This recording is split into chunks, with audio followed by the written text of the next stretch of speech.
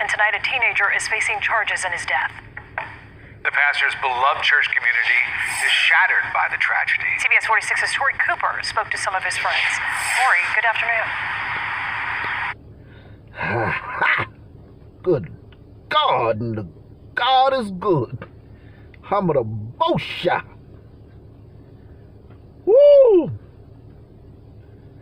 And the Lord said, your cup will runneth over. Ha! It will be bountiful. A tree planted by the river.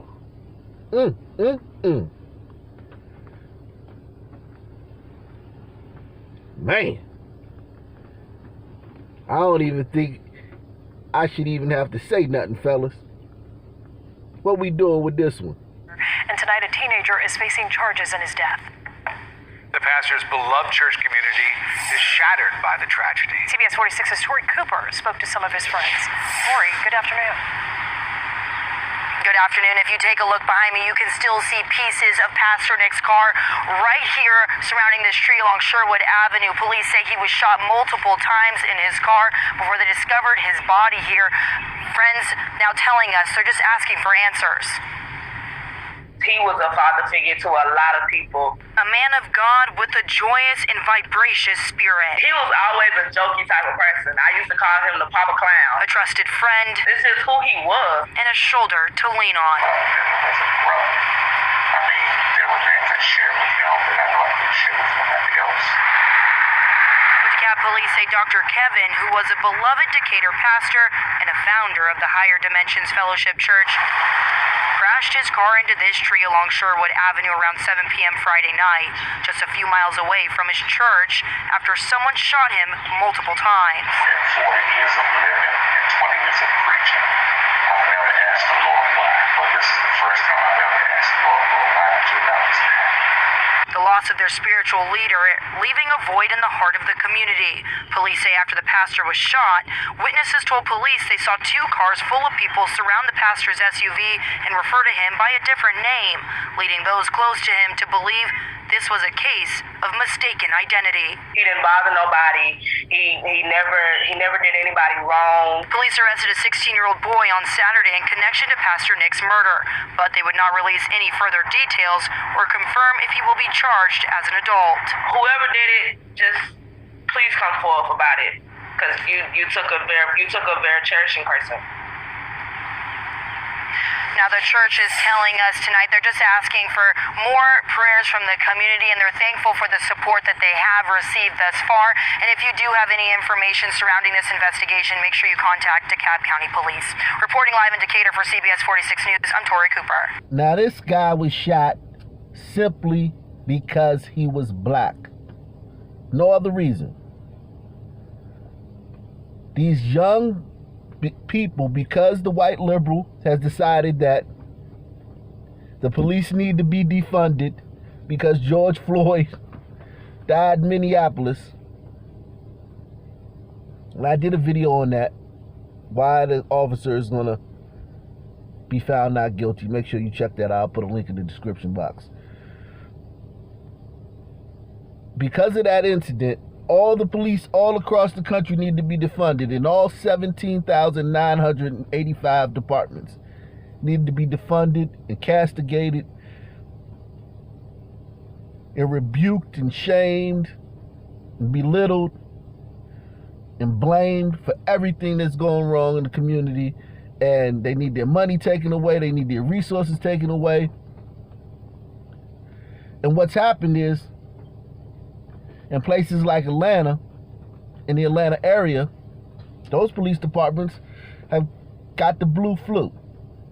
They're afraid to police because they know if someone beats them up and takes their taser and shoots them with it and they return fire, they're going to be charged with capital murder and be on trial for the death penalty. And the city's going to burn. Well, not now because Biden's president, but all those other things are true except for the rioting. They're not going to riot now because Biden's president.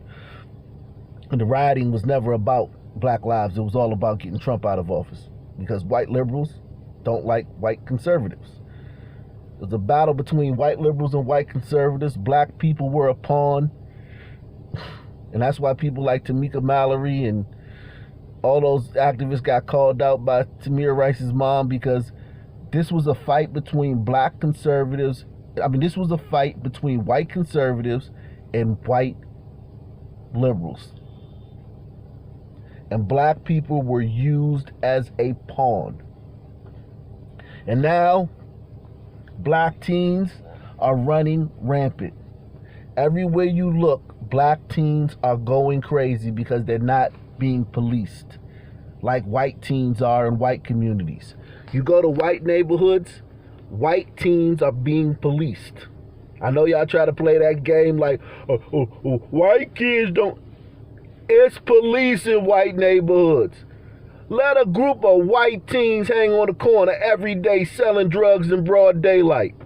It's gonna last one day in a white community.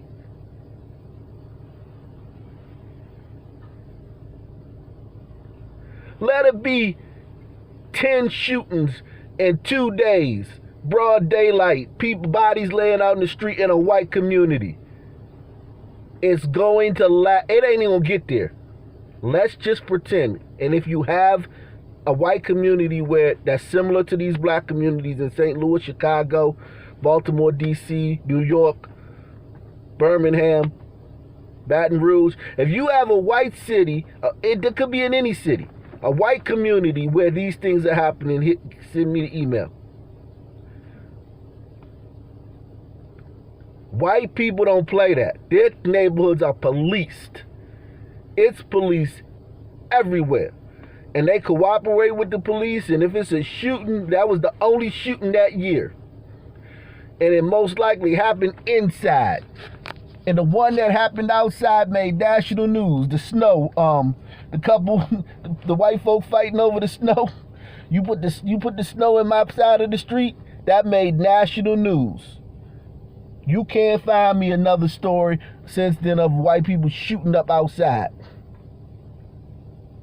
the house. Non-domestic situations.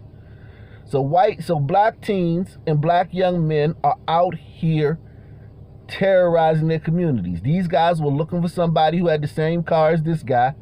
They shot it up. Unfortunately, it was the wrong guy. This guy was killed because he was black, and he resembled the black man that these guys had a problem with. Information on a developing story. In the last half hour, we got the police report that really lays out what happened when a local pastor was murdered. Police found his body very close to his church and his home. We found out through our reporting that he was a beloved member of his community. Channel 2's Taisha Fernandez is live for us now. And Taisha, you're finding out what witnesses told investigators. George, witnesses told investigators that after the pastor was shot and his SUV was crashed in between some trees, they saw 4 armed men walk up to the car, and they were referring to the pastor by a different name. This new information is just confusing his loved ones even more. Why did you feel the need to shoot him 4 times? People who love Pastor Kevin D. Nick, like his longtime friend Marika Chisholm, don't know why anyone would want to hurt him. She said he was a leader in the DeKalb community, loved by many. For me, it is multi-layered because you're murdered, you're gone, you're a pastor, you're a friend, you are a brother. Police say there were 2 Decatur shootings in this area of Sherwood Road and Covington Highway Friday, but they haven't made a connection between them. Someone killed Pastor Nick during the second shooting that day, which was around 7 p.m. Witnesses told police they saw 2 cars full of people surrounding the pastor's SUV in the woods, and they referred to him by a different name. Police say this was after someone shot him to death, leading loved ones to believe this was a case of mistaken identity or the shooter knew the pastor by a different name. They're hoping someone comes forward with information. Please, please, please contact authorities and let them know, so that his mom and his family and his friends can at least know that justice will be served for him. It's important for you to know that Crime Stoppers is offering a cash reward for any information leading to an arrest, and you can always remain anonymous. We're live in DeKalb County. Taisha Fernandez, Channel 2 Action. A widow calls it pure evil that her husband was shot and killed as he simply walked the family dog. WGN's Sean Lewis is live on the Northwest Side with the details. Sean. Yvette and Lorda, still no leads in this case and still no motive, no reason why this 51-year-old father of three was shot. His wife telling us earlier today that this is the type of man that Chicago needs because if the world had more of him, it'd be a better place to live. A neighbor's security camera caught the final quiet moments in the life of Merlin McAllister, walking his dog like he did every day here in the 1700 block of North Major. Minutes after leaving his house, his wife Rosie heard 3 gunshots. I looked across the street and saw a dog pacing in the alley. Saw my husband laying on the ground. I ran over and asked him, "What happened to you, honey?" He lifted up his shirt because his coat was open and showed me the bullet wound. It was in his abdomen. Crews rushed McAllister to Loyola Hospital. Doctors tried, but failed to stop the intense bleeding. A bullet had ripped open a major artery. His family is still grappling with this tremendous loss. Every day I try to understand why him. Why that time of day? Why? And I can't understand. No one can make sense of this. Rosie and Merlin just celebrated their 25th anniversary and raised their 3 kids together here on this quiet block in North Austin. He goes to work, he comes home. His only activity outside is either performing community service to help our neighbors and walking our dog. That's it. He doesn't drink, he doesn't do drugs, he doesn't smoke. He's a healthy man, a good Christian man. Merlin immigrated from Barbados in 1989 and worked this same construction job since the 1990s. Why this 51-year-old was cut down by a bullet and by whom while walking the family dog are questions Chicago police have yet to answer. We are family. So whoever did this, they need to confess. They need to come to understand the many lives they have devastated by this random act of violence. It's unimaginable. Again, this happened right around 7 a.m. Sunday morning in the 1700 block of North Major Avenue. You can call Chicago police if you have any information that could help the investigation. And the white liberal has an ally in the destruction of the black community, the further destruction, because our communities was already bad. But now that the police don't come around and the police have stood back and they releasing everybody from jail and you can't lock nobody up, and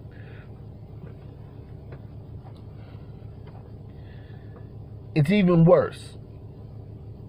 Anyway, because that happened, LeBron James said, released this tweet. It said, "We're being hunted every day, every time we step foot outside the comfort of our homes. Can't even go for a damn jog, man." Like, WTF, man? Are you kidding me? No, man, for real. Are you kidding me? I'm sorry, Ahmad. Rest in paradise.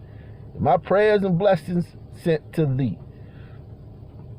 Now, LeBron James hasn't yet released a tweet about our brother Merlin McAllister. But I'm going to give him some time, man. It's only been a few days.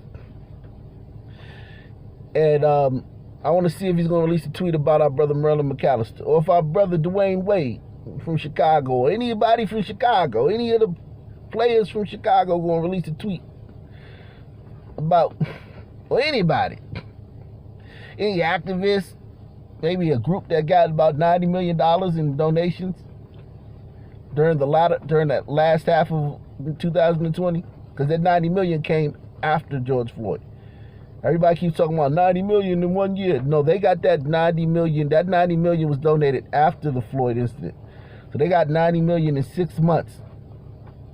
Think they'll say anything about it? I don't know. Yeah, still absolutely no leads in this case and really no motive, no reason as to why this man was shot and killed early Sunday morning. He has lived in the same home since the mid-1990s, raising his family there, his 3 children, and his wife going so far this morning as to say that if there were more men like her husband, this world would be a much better place. A neighbor's security camera catching the final moments in the life of 51-year-old Merlin McAllister, walking his dog early Sunday morning in the 1700 block of North Major like he did every day. Moments later, gunshots rang out. McAllister was hit once in the abdomen. Emergency crews rushed him to the hospital where doctors could not save him. His wife of 25 years is still in shock. I can't imagine what would go through a person's mind to just drive around a residential, quiet area, see a man walking his dog, and shoot him. And shoot at him 3 times. And then just drive off like nothing happened. Who does that? Okay, so she asked a question, and I think I need y'all to answer this to me. Who does that?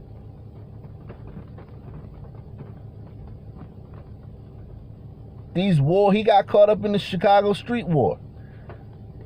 His neighborhood, there's a lot of people get killed in his neighborhood, Austin neighborhood. A lot of people get killed there. I think, 70 people got killed in that neighborhood last year? Yes. Last year, 70 people got killed in Austin. He lives in that neighborhood. There's obviously turf wars, there's beefs going on between gangs and crews. 7:30, 7 o'clock in the morning, some dudes is riding around looking for the ops. From that hood where this guy lived in. He's a black guy. He's outside. If he was Asian, he wouldn't have gotten shot. Can I get my ones? If this guy was Asian and the ops is riding through the hood looking for the ops, would this guy have gotten shot? Can I get my ones if you agree with me? This guy wouldn't have gotten shot if he was Asian. He wouldn't have got shot if he was white.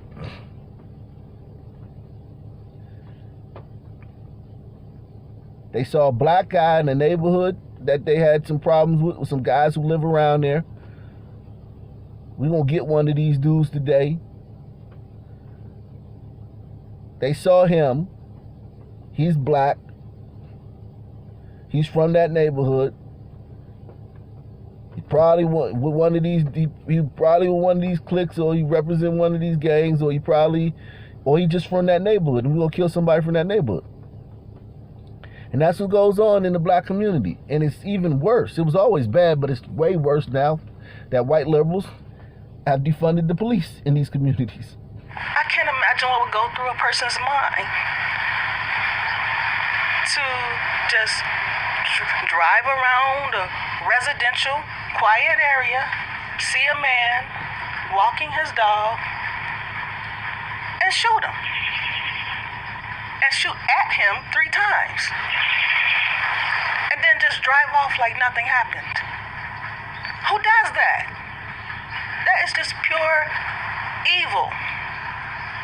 That you have no regard for another human. Again, this happened right around 7 o'clock early Sunday morning. If you have any information about who may be behind this shooting, please call Chicago Police.